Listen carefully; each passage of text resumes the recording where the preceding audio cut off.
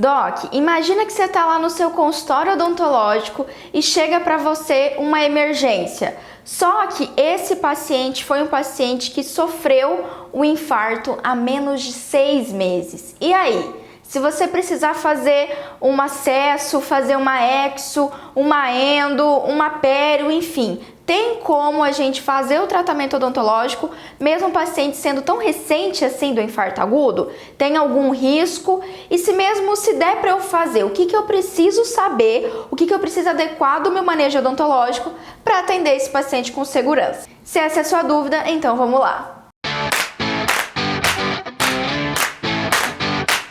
Oi Doc, tudo bem com você? Meu nome é Pamela Pérez, eu sou especialista no atendimento de pacientes com atrações sistêmicas, expert na interpretação de exames laboratoriais e a minha missão aqui no YouTube, no Facebook, Instagram, enfim, nas minhas redes sociais é exatamente te ajudar, você dentista, a ser mais seguro nos seus atendimentos odontológicos desse perfil de paciente que tem alteração de saúde. Seja aquele paciente que toma vários medicamentos ou um paciente que tem várias patologias, enfim. Aqui o meu objetivo maior é te ajudar a se sentir seguro e você ser mais resolutivo nos seus atendimentos, né?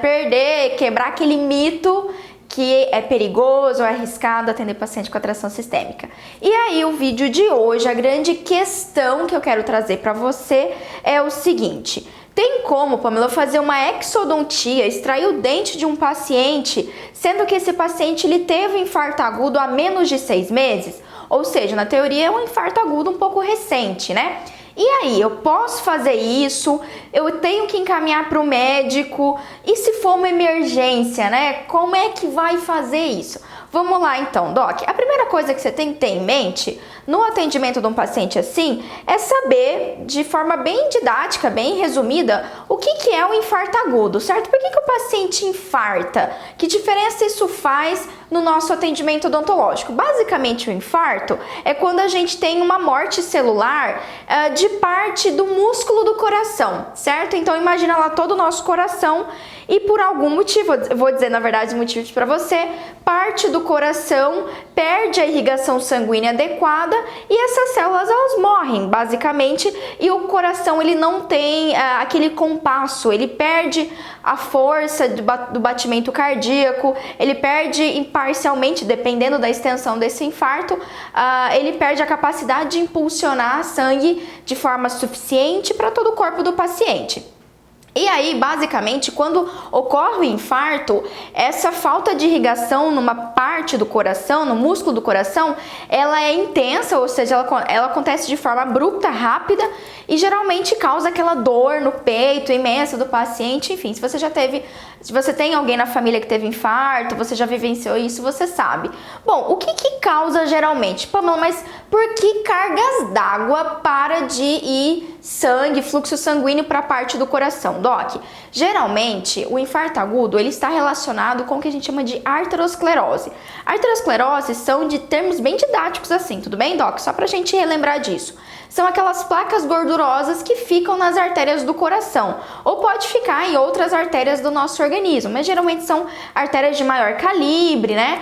E aí, por um dado momento, enfim, por algum motivo, tem vários motivos que podem levar a isso, essa placa se desloca, forma um coágulo e esse coágulo ele pode ir tanto para uma artéria do coração como para uma artéria cerebral. E uma vez que ele chega em uma artéria de menor calibre, ele entope, ele oclui aquela artéria e, consequentemente, aquela área para de receber irrigação sanguínea, oxigênio e o tecido morre.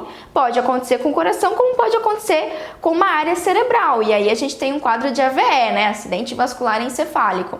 Tudo bem? Mas o que a gente precisa entender é que quando a gente tem essa obstrução, ela é muito rápida, né? Então deslocou essa placa de ateroma, formou um coágulo, porque fica uma região toda inflamatória ali, e isso ocorre realmente de forma rápida.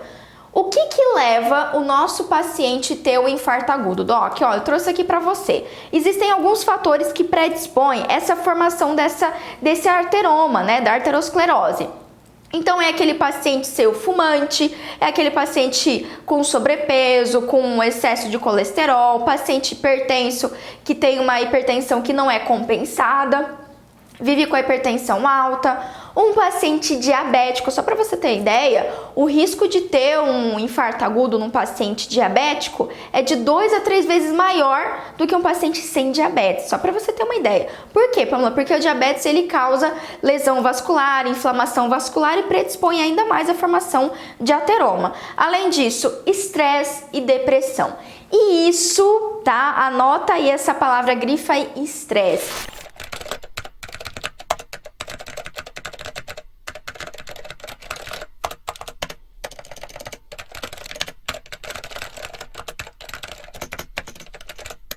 Esse é um dos grandes fatores que levam a esses quadros, né? Um quadro de infarto agudo, porque realmente ocorre de forma rápida, abrupta, né? O paciente às vezes passou por um momento de muita instabilidade na vida dele, perdeu alguém que ele ama, sofreu um acidente, enfim, vários motivos. Tá muito estressado com o trabalho, ou passou um episódio muito estressante e aí, consequentemente, leva um aumento da pressão arterial, vários outros fatores que deslocam esse ateroma e, enfim, desencadeia todo o processo e o paciente infarta, né? Tem aquela dor imensa no peito, pode ter, inclusive, alguns não têm dor realmente no peito, mas alguns começam a sentir dormência na região do braço e por aí vai, tudo bem, Doc? Bom, qual que é o problema da gente atender um paciente que sofreu um infarto agudo, Doc? Vamos entender isso, tá? Por que existe assim, se tem na literatura, pode ser que você aprendeu isso na faculdade, né? Leu em algum artigo mais antigo, não sei da onde que surge essa ideia que porque o paciente infartou, não quer dizer que não dá pra gente atender. Mas, em geral, o nosso medo, né, especialmente um paciente recém-infartado ali, menos de 6 meses, eu tenho alguns colegas, inclusive, que têm um pouco de receio de atender paciente infartado menos de 1 ano, né, ou até mais, dependendo. E agora que você, assim, tem resumidamente o que é um paciente infartado, né, por que ele sofreu aquilo, a gente tem que começar a pensar. Quais são os problemas, né? Por que alguns dentistas, enfim, talvez isso esteja acontecendo com você, tem tanto medo de atender um paciente que teve um infarto agudo? Alguns colegas não atendem esse perfil de paciente, só atendem esse perfil de paciente depois de 1 ano. Aguardam 1 ano para então fazer um atendimento odontológico mais invasivo, certo? Pamela, o que a literatura diz? O que você tem na sua experiência? E é isso que eu quero passar para você, Doc. Geralmente a gente tem alguns problemas, tá? Possíveis problemas relacionados a um paciente que infartou. Primeira coisa que a gente tem que ter em mente é que se o meu paciente, ali na minha anamnese, eu já vi que é um paciente que tem predisposição, ou seja, ele teve já um quadro de infarto agudo, é um paciente obeso, é um paciente que fuma, bebe, um paciente diabético. Ó, sabe essa dupla sertaneja, diabetes mais hipertensão? Isso é muito, muito grave para o nosso paciente. Então, às vezes é um paciente assim, né? Assim que você tem. Se você já identificou que o paciente, além de ter tido um episódio, ele também tem essas outras patologias, então já me fala que é um paciente que talvez tenha chance de ter um novo infarto. Inclusive, você já deve ter paciente assim. Já deve ter atendido paciente que teve, doutor, eu já tive 3, 4 infartos, eu já atendi paciente assim. Aí você vai ver, é um paciente que ainda continua fumando, ainda continua bebendo, é um paciente que ainda não compensa a pressão arterial dele, não compensa a diabetes e por aí vai, né? Então, um dos problemas é realmente você atender o paciente e, em especial, esse paciente não ser compensado. Mesmo depois que o cara infartou lá, foi parar no hospital, levou um susto, ele ainda mantém hábitos de saúde que não são bons, que podem levar ele ao novo quadro. E um dos fatores dentro do atendimento odontológico é o próprio atendimento em si, Doc. Você sabe que você recebe paciente assim, uma coisa que a gente sente durante os nossos atendimentos. Se você ainda não notou isso, note, repare, os nossos pacientes ainda têm muito medo do atendimento odontológico. Então, o próprio atendimento, ele gera um estresse, ele gera uma tensão, certo? Então, o paciente, ele pode sim, pode ser um problema, Pamela, ele pode desenvolver um novo episódio dentro do consultório odontológico? Doc, esse é um medo que a gente tem por todos esses fatores, mas eu vou trazer para você, até o final dessa aula, desse vídeo, eu vou te mostrar o que a literatura fala. Qual é a chance do paciente ter um novo episódio de infarto agudo dentro do consultório odontológico? Tem artigo científico, revisão assim, bacana, tá? Para não dizer aquela palavra com F, mas revisões muito interessantes do PubMed que já conseguiram provar se existe ou não esse risco. Mas de qualquer forma, pode ser que você tenha esse medo, pode ser que isso esteja acontecendo com você. Pamela, eu tenho medo de fazer uma exodontia num paciente que faz pouco tempo que infartou ali menos de 6 vezes, porque eu tenho medo do paciente ficar estressado, ter um pique hipertensivo e o paciente infartar de novo. Tem paciente que é muito ansioso, tem paciente que, enfim, como é que eu vou fazer meu implante? Ou mesmo como é que eu vou fazer uma anestesia? Eu tive paciente que só de fazer anestesia já desmaiou, já passou mal. E eu te entendo, Doc, realmente isso pode ser uma preocupação que esteja acontecendo com você. Outro problema que pode acontecer com esses pacientes, Doc, dependendo da extensão do infarto, pode ser que esse paciente já apresente um certo grau de insuficiência cardíaca. Como assim, Pamela? Alguns pacientes têm aquele, existe esse termo assim, né, pré-infarto, na verdade esse não é exatamente, né, mas a gente pode considerar ali uma angina pectoris, ali o paciente sente dor no peito e tal, e pode ser que um paciente tenha tido já um quadro de infarto, mas foi socorrido a tempo, né, o paciente fez ali o suporte, o familiar chamou o corpo de bombeiro, chamou o SAMU, levou para o hospital, então o paciente foi atendido, já foi feita a abordagem médica e consequentemente ele não ficou nenhuma sequela. Doc, imagina só, o que acontece, vamos pegar o nosso dedo, o que acontece se a gente amarrar aqui um elástico daqueles de dinheiro e amarrar e deixar aqui amarrado? Quanto mais tempo ficar sem circulação sanguínea na ponta do meu dedo, mais chance tem, certo, das células da ponta do meu dedo morrer, começar um processo de necrose, de morte tecidual. A mesma coisa acontece com o infarto. Então, alguns pacientes, quando são atendidos de imediato, já é feito medicação, enfim, abordagem médica, já volta, então é removido geralmente aquele coágulo ou por meio cirúrgico ou por meio de medicamentos, então faz a remoção do coágulo e já volta a circulação sanguínea na região, certo? E ótimo, o paciente não fica com nenhuma sequela, o paciente volta a ter um batimento cardíaco correto, né, um bombeamento sanguíneo correto, não entra nesse quadro de insuficiência cardíaca. Entretanto, alguns pacientes, especialmente aqueles que têm um infarto muito grave, então foi um coágulo muito grande ou foi mais de um coágulo, isso pode acontecer também, placa de ateroma bloqueando ali, né, coágulos bloqueando mais de uma artéria. Você já ouviu falar no infarto fulminante? O infarto fulminante, né, o termo leigo, é quando a gente tem uma obliteração de várias artérias ou de uma das artérias assim mais calibrosas que irrigam o coração. E aquele paciente foi tão grave esse bloqueio que não deu tempo nem de socorrer. Então o paciente tem o tal do infarto fulminante. Quando entre o infarto fulminante e aquele infarto mais leve, que foi socorrido, né, feito uma abordagem de forma rápida, a gente tem uma variedade ali de sequelas relacionadas. Então, alguns pacientes que sofreram infartos mais intensos, demorou para socorrer, pode ser que o paciente ele sofreu um dano celular irreparável, né? Um dano no miocárdio que não dá mais para reparar, que já causou o quê? Uma insuficiência cardíaca. Então, o paciente ele já não consegue bater o coração com eficiência e, consequentemente, não consegue irrigar os tecidos com eficiência.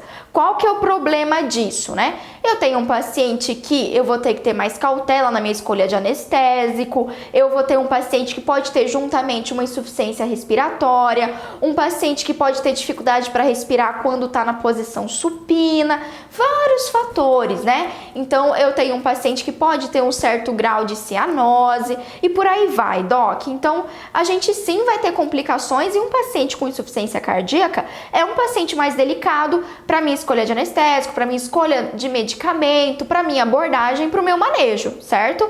Então, isso também pode ser um problema. O quanto foi grave esse infarto, né? Já guarda isso, não só pensar quanto tempo foi esse infarto, mas a gravidade dele. Eu considero até a coisa mais importante. Pensando na sua avaliação inicial de um paciente que infartou, pensa mais o quanto grave foi esse infarto do que assim quanto tempo. Não que o tempo não seja um fator importante, a gente vai ver que sim, é um fator que a gente vai levar em consideração, mas sempre a gravidade, o quanto o paciente ficou com sequelas desse infarto, é muito mais interessante eu ter em mente e muito mais importante para o meu manejo odontológico do que apenas o fato dele ter infartado, tudo bem?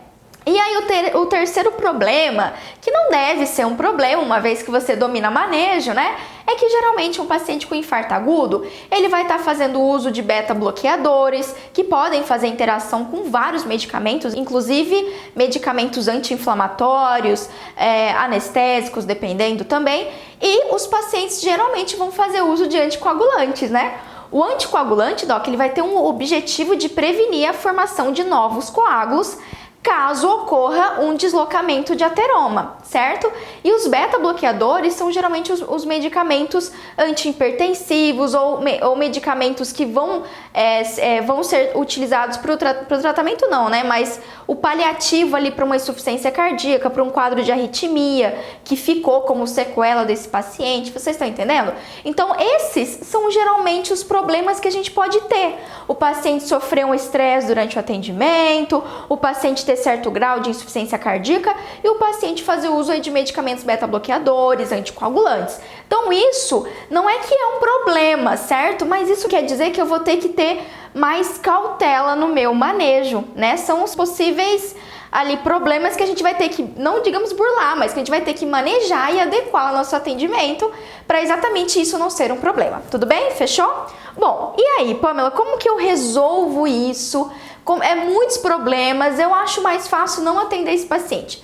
Doc, vai por mim, você vai conseguir atender um paciente assim e eu vou te dar algumas dicas. Olha só, logo depois que eu saí da residência, em 2015, eu trabalhei no hospital chamado São Julião. Trabalhei lá cerca de uns 2 anos, eu acho que foi mais ou menos isso. O São Julião é um hospital de reabilitação que tem aqui em Campo Grande, um hospital que eu tenho um grande carinho, um grande apreço, não só pelo hospital, por ser um local lindo, maravilhoso, e eu adorava trabalhar, mas pelas pessoas mesmo. Eu tive contato com vários enfermeiros, médicos, fisioterapeutas, farmacêuticos, pessoas fantásticas ali, terapeutas ocupacionais, assistentes sociais. Aprendi muito sobre o trabalho de um assistente social quando eu trabalhei no São Julião. E lá é um hospital de reabilitação, então ele não é um hospital de, assim, o paciente fica internado, mas ele já fica para reabilitar, para se estabilizar do quadro. E lá dentro desse hospital tem uma ala voltada aos cuidados continuados. Cuidados era o CCI, cuidados continuados integrados, certo? O que é esse cuidado continuado integrado? Bom, na verdade era um hospital para reabilitação especialmente de pacientes que sofreram AVE ou infarto agudo. Então aquele paciente que ficou com sequela motora importante, sequela de fala, certo? Então ele saía dos hospitais de atendimento mais emergencial, assim, e quando ele estava em alta desse tipo de hospital, ele ia para o São Julião para fazer reabilitação.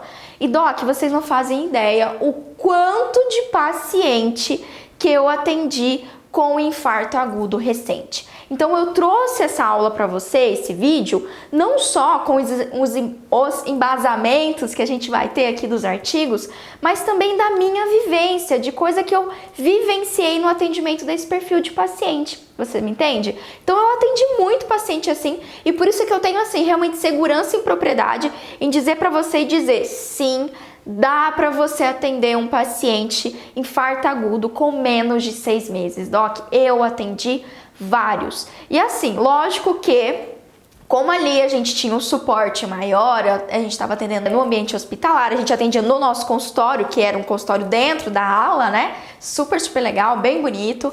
A gente tinha um suporte melhor, então você tinha um médico do seu lado, um enfermeiro. Caso ocorresse alguma coisa, a gente conseguia de imediato já socorrer. Mas, Doc, eu já atendi paciente assim, com infarto agudo, que infartou há menos de 15 dias. Eu já tive pacientes assim, infarto agudo, AVE, com menos de 15 dias eu já comecei a fazer o atendimento odontológico. Pamela, você é maluca, você é louca? Não, Doc. Isso é você ter manejo odontológico e, obviamente, nessa circunstância que a gente tem um suporte, é possível fazer. E o que eu fiz? É isso que eu vou te mostrar agora Como que você resolve esses problemas? Como que você pode atender esse paciente, sim, fazer a exo, fazer a pério, mesmo o paciente tenha tido uma endo, fazer uma emergência, atender uma emergência, mesmo com esse histórico recente de infarto agudo.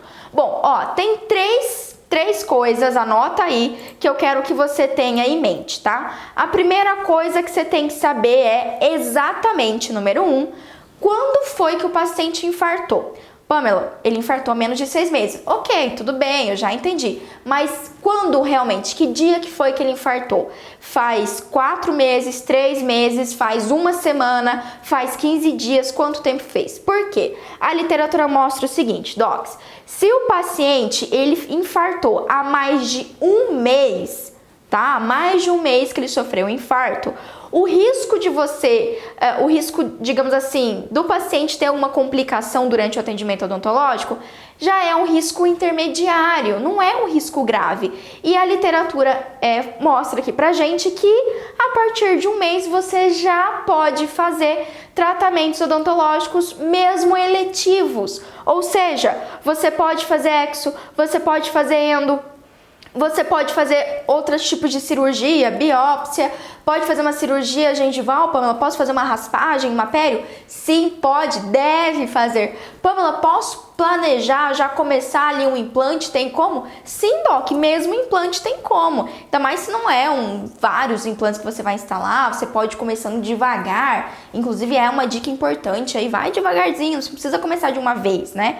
Vai de uma vez, coloca 10 implantes no paciente. Não, coloca um, depois coloca outro, vê como que o paciente vai reagir ao seu atendimento odontológico, tá certo? E aí, então isso já fica a dica. Se é mais de 1 mês, sim, procedimentos eletivos estão já, segundo a literatura, já dá para você realizar.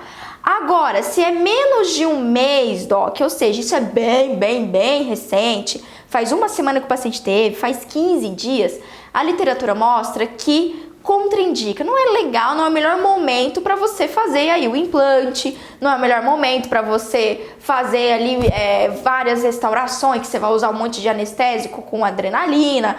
Tudo bem, Doc? Então aí os procedimentos que dá para você esperar um pouquinho, espera o paciente completar 1 mês, 40 dias, então você começa o atendimento.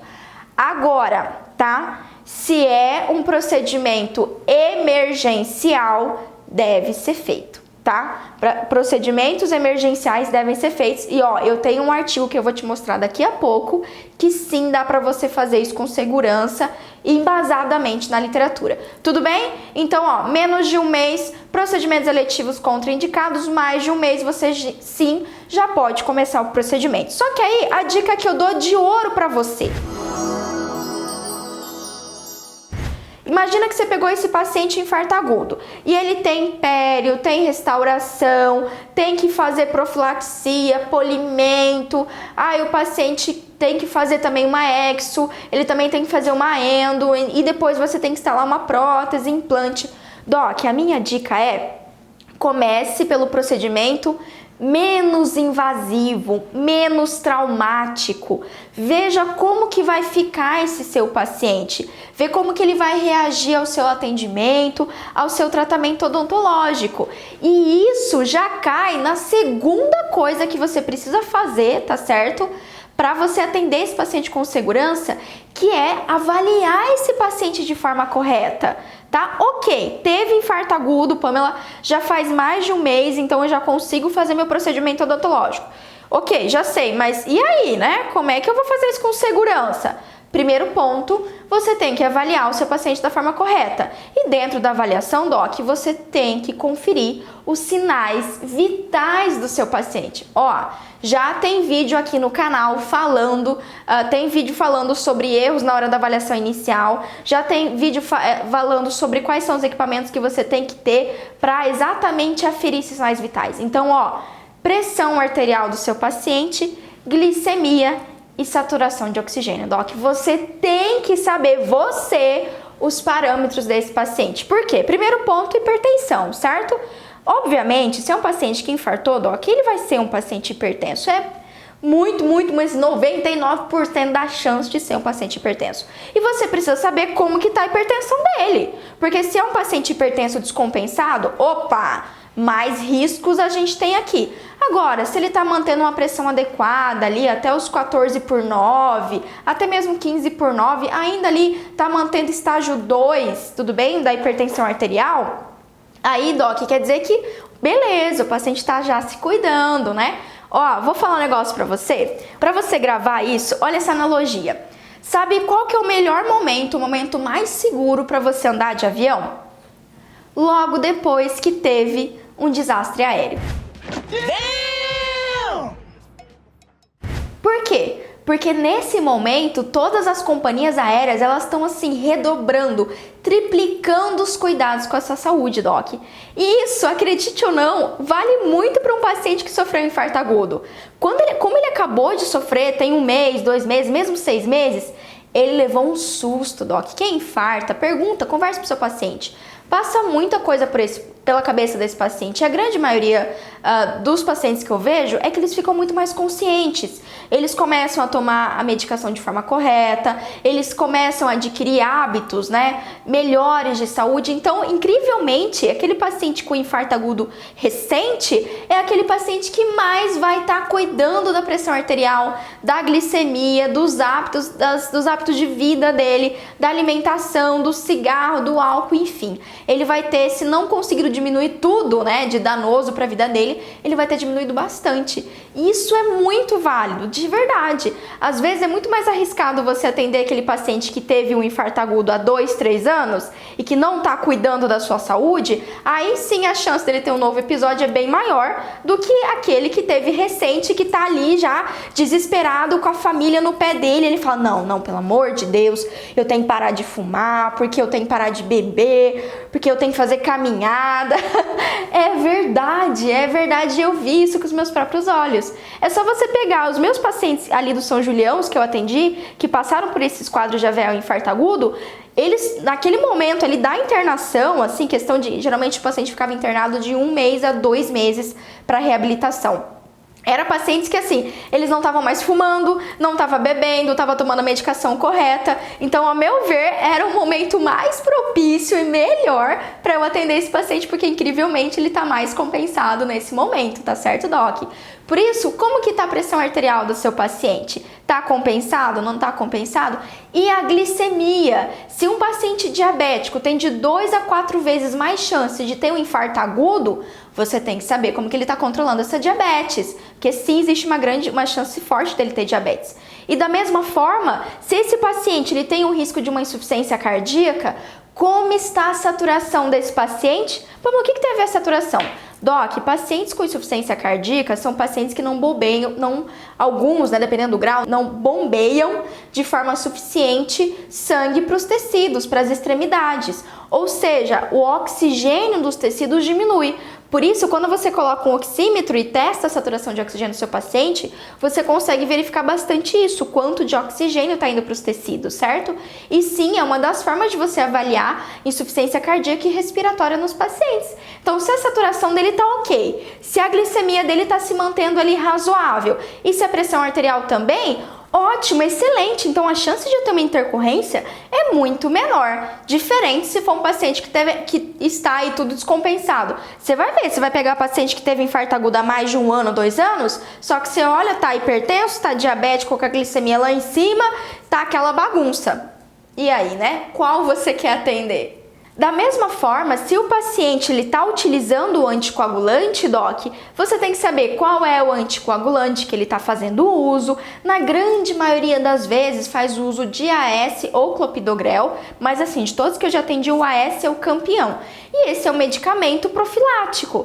E se o seu medo é o paciente que faz uso de AS ou clopidogrel ter uma hemorragia durante a sua exo, durante o seu implante, pode ficar com o coraçãozinho bem tranquilo, Doc. Já tem muito embasamento na literatura e assim, eu já fiz cirurgia em muitos pacientes que fazem uso de AS. O paciente não vai ter uma hemorragia, ele não vai ter um sangramento imenso, Doc.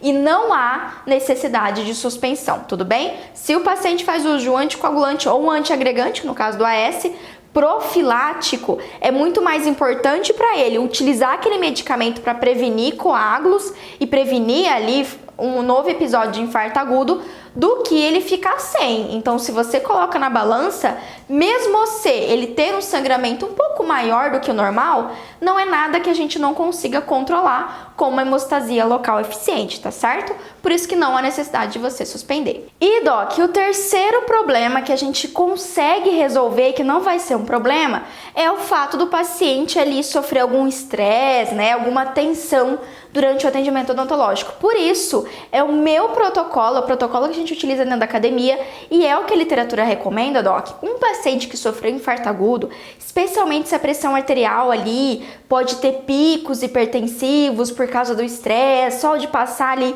pelo atendimento odontológico, então esse paciente nós temos que manejar o medo dele. E uma das formas mais eficientes é fazendo um manejo medicamentoso, utilizando uma sedação consciente, por exemplo. Então, se o seu paciente ele sofreu um infarto agudo e você quer atender ele com segurança, para ele não ter um pico hipertensivo, para ele não ficar ansioso, não sofrer o estresse, faça a sedação consciente, Doc. Você pode optar por uma sedação oral ou por uma sedação de óxido nitroso. Inclusive, aqui no canal tem vários vídeos também falando sobre sedação, que medicamento que você pode utilizar, quais são os equipamentos que você tem que ter. Então, ó, sim, vale muito a pena. Esses pacientes lá do São Julião que eu atendia eram pacientes que quase todos a gente instituía a sedação consciente. A gente só não fazia naqueles pacientes que eram tranquilos, né? Que não tinham medo, ansiedade do procedimento odontológico. Mas na grande maioria das vezes, sim, a gente instituía e dá tranquilamente para você fazer.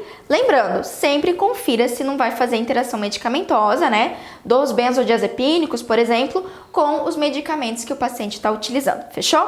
Outra coisa importante também é aquela dica, é que quando a gente faz uso de um anestésico com adrenalina, nesses pacientes que sofreram infarto agudo, Doc, isso pode, digamos assim, não ajuda muito. Então, de preferência, procure utilizar um anestésico que não seja com adrenalina, então você pode optar por uma prilocaína com felipressina, você pode optar por uma MEP sem vaso, tá certo? Então, é melhor para esses pacientes que sofreram, especialmente se sofreram infarto agudo recente.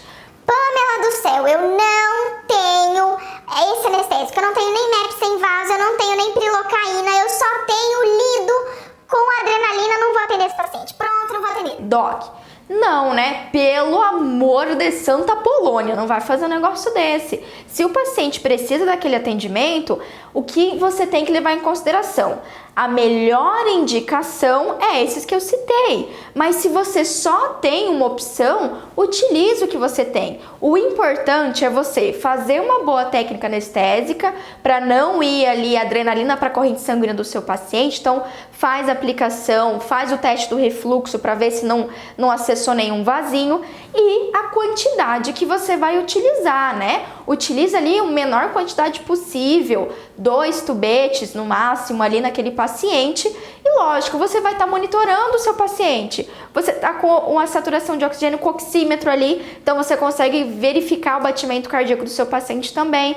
Você está conferindo a pressão arterial. Então, se você está monitorando, você consegue, digamos assim, titular. O anestésico é algo que a gente consegue titular, ou seja, é algo que a gente consegue controlar o volume que a gente vai utilizar.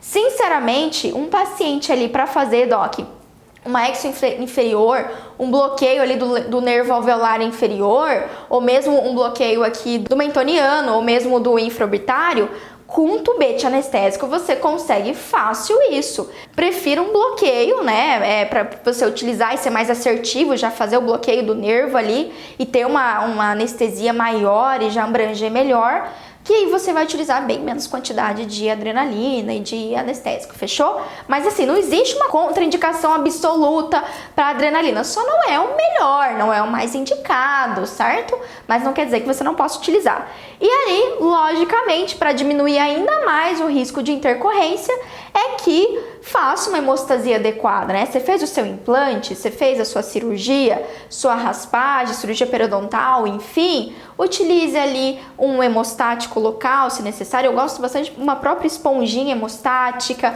faça uma boa sutura, utilize crioterapia. Então, faça a melhor hemostasia possível. Apesar de um AS, de um clopidogrel, não causar um sangramento exacerbado, pode ter ali um sangramento um pouco maior, mas doc, só você fazendo uma hemostasia adequada, você consegue sim controlar um sangramento, mesmo que seja um sangramento um pouquinho maior, tá certo? E aí fica aquela última pergunta que eu sei que você está se fazendo, que é: Pamela, beleza, ok, você já me falou, um paciente eletivo e tal, mais de um mês, eu já sei que eu tenho que fazer, você já me deu todas as dicas, top. Só que é uma emergência. É uma emergência, o paciente infartou faz 15 dias, ele chega pro meu consultório com o rosto desse tamanho, com uma pulpite, enfim, tá com pericoronarite, tá doendo, o que eu faço? Como é que você quer que eu atenda? É muito arriscado. Doc, guarda esse mantra para sua vida eterna. Urgências são prioridade. Paciente com dor, doc, me fala, alguém que tem dor, vai ficar tudo bem? Ele vai ficar assim, relax? Tá sentindo dor, mas tá tudo bem. Não, eu tô com muita dor aqui, mas eu tô de boa. Minha pressão arterial nem vai se alterar. Também a minha glicemia também não, eu não vou ficar estressado. Doc, a chance do paciente ter um novo infarto agudo por causa da dor, de todo o estresse dele estar passando, aquela dor, aquele abscesso, é muito maior do que se você atender o paciente e remover a dor dele. Então não tem desculpa. Urgências sempre são prioridade, Doc. Você remover a dor, remover a infecção, vai ajudar o paciente a não ter um novo quadro de infarto agudo. Imagina aí você passa só uma medicaçãozinha ali que você sabe que não vai adiantar. Tem coisa que a medicação, mesmo você passou antibiótico, analgésico, anti-inflamatório, fez aquele combinho. Tem coisa, Doc, você tem que abrir o dente, drenar, botar um medicamento curativo ali, só assim resolve. Então não adianta tampar o sol com a peneira. Não adianta você fazer medicação antibiótica e tudo mais se você não tira o fator causal. Então sim, atenda o seu paciente com anestésia que você tiver, faça o atendimento, sugiro mais do que nunca você fazer uma sedação no seu paciente, faz ali um midazolam ou mesmo o midazolam mais rápido, né? Que é a minha sugestão. Faz o midazolam, diazepam, faz esse medicamento, uma sedação, mesmo com óxido nitroso, se for melhor ainda, que é mais rápida, e atenda o seu paciente.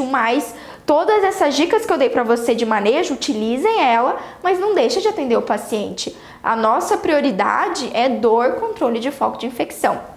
Tá legal? E ó, agora que eu quero te mostrar, porque você pode estar ouvindo isso de mim e falando assim: Pamela, mas você é meio doida, você é meio despirocada aí de querer atender paciente assim. Meu Deus do céu, depois o paciente morre na minha cadeira e aí eu quero ver.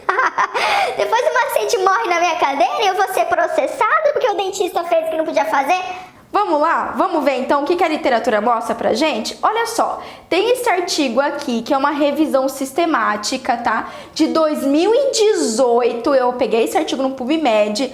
Olha só, os pesquisadores investigaram mais de 117 mil pacientes que tiveram infarto agudo e outros 298 mil que tiveram AVE, tá? Então eles pegaram tudo isso de paciente, na soma de quase 500 mil pacientes investigados, pegaram tudo isso, pacientes que tiveram infarto agudo ou tiveram AVE, que num período ali de 1 ano. E aí eles verificaram, observaram se pelo fato dos pacientes passarem por um atendimento odontológico invasivo, eles tiveram novos episódios. E aí, minha gente, depois dos caras investigar quase 500 mil pessoas, 500 mil pacientes cardiopatas aí, cardiológicos, eles descobriram que não tem nenhuma associação com tratamento dentário invasivo, ou seja, endo, pério, exo e tudo mais, com o risco do paciente ter um novo AVE ou o risco do paciente ter um infarto agudo do miocárdio.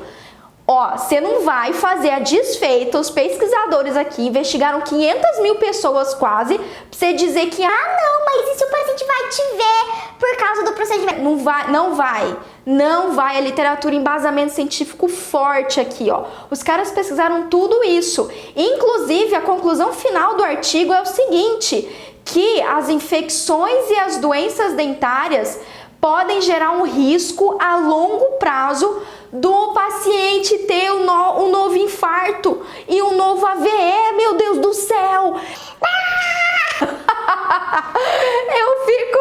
urticária aumenta aqui. Doc, não tem desculpa. Quando você atende uma emergência, uma dor de um paciente, mesmo que ele infartou há 15 dias, você precisa fazer isso por ele, porque senão aí sim ele tem um risco de infartar ou descompensar de novo, tá? Ó, um outro estudo muito parecido da Polônia, feito agora em 2019, 128 pacientes estudaram e eles mostraram que aqueles pacientes que tinham placa bacteriana, uma pobre higiene oral, foco de infecção oral, tinham mais chance de ter infarto e AVE. Sabe por quê, meus amados? Porque doença periodontal, infecção, predispõe, só vai ajudar ali a ter mais formação bacteriana, bacteremia transitória, que ajuda a formar as placas de ateroma, Doc. Placa de ateroma é uma bagunça ali de tecido gorduroso, mais tecido de imunidade, células sanguíneas, bactérias, aquela belezinha. Então, ó, a literatura tá aqui para nos ajudar, Doc. Se você tinha alguma dúvida que você pode atender paciente assim com infarto agudo menos de 6 meses, eu espero que eu tenha solucionado essa sua dúvida depois de toda essa gastação de saliva aqui. Doc, então é isso, ó, é o seguinte, se esse vídeo te ajudou, compartilha ele para algum colega, pode ser o colega de faculdade, o seu colega que trabalha com você, seu sócio, alguém que você gosta, enfim, compartilha, curte aqui, ó, embaixo tem o curtir, o joinha, dá um joinha pra gente e compartilha o vídeo para quem você gosta, tá? Da mesma forma, deixa aqui embaixo pra mim nesse vídeo, comenta, você concorda com o que eu te falei? Me conta alguma história que você já viveu, de um paciente que infartou, se você já teve medo, ou se você gostou desse tema, se você quer que eu traga um outro tema, que eu fale outras coisas sobre pacientes com infarto agudo, que eu vou ter o maior prazer de te ajudar e fazer novos vídeos sobre esse assunto, tá certo? E também não se esquece, ó, se você ainda não é inscrito nesse canal, aqui embaixo tem um quadradinho vermelho escrito inscreva-se. Clica, vai lá, clica agora nesse botão. Clicou? Foi? Clicou? Top! Clica, se inscreve. Do lado agora que você se inscreveu, tem um sininho, não tem? Aperta nesse sininho para você receber as notificações quando eu subir vídeo novo, Doc. Que aí você não perde nenhuma dica. O meu objetivo aqui é realmente te ajudar. Eu quero que você se sinta seguro. Eu não quero que você fique perdendo o paciente, encaminhando para outro colega. A gente consegue. Existe um mito péssimo que eu não sei de onde que surgiu, que atender paciente com atração sistêmica é complicado, é um paciente grave, que pode ter dor de cabeça. Isso, Doc, é mito. Então eu tô aqui para te ajudar e quebrar todas essas barreiras, tá certo? Se você quiser ter um contato mais pertinho comigo, aqui embaixo também na descrição desse vídeo, você pode me seguir no Instagram, me seguir no Facebook e você também pode entrar no meu grupo do Telegram. Sim, Doc, eu tenho um grupo de Telegram onde diariamente eu mando algumas dicas, mando alguns áudios, assuntos diferentes do que eu trago aqui nas redes sociais, tá certo? E você também, aqui embaixo tem os meus 2 e-books, ó, inclusive tem um que eu lancei agora, que é o e-book de anestésicos locais. Sim, eu fiz para você um guia de bolso, um resumão dos anestésicos locais, indicação, contraindicação, qual que é o melhor paciente que você vai utilizar, cálculo de dose, tudo bonitinho, esmiuçadinho para você, para te ajudar nos seus atendimentos, tá certo? Então é isso, até o próximo vídeo e a gente se vê, Doc!